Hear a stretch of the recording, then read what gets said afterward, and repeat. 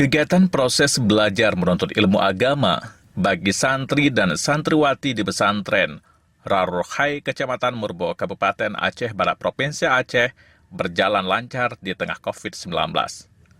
Pantauan RRI, proses belajar mengajar setiap harinya berjalan dengan lancar dengan penerapan protokol kesehatan.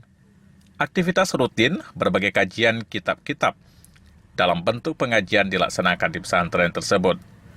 Tengku Khahrir menjelaskan pandemi COVID-19 tidak menyuruti minat para santri untuk menuntut ilmu pengetahuan, dan mereka tetap patuh dan taat terhadap protokol kesehatan yang telah ditetapkan oleh pemerintah. Kepada kita, jangan lupa pakai masker, kemudian cuci tangan, juga menjaga jarak. Ini aturan ini sangat bermanfaat bagi kita. Jadi kalau santrinya sehat, tentu saja mudah untuk menimba ilmu pengetahuan.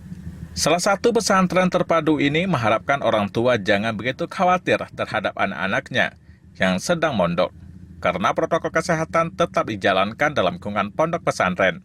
Hal ini untuk menjaga para santri dari wabah COVID-19. Dari Malabo, Aceh, melaporkan.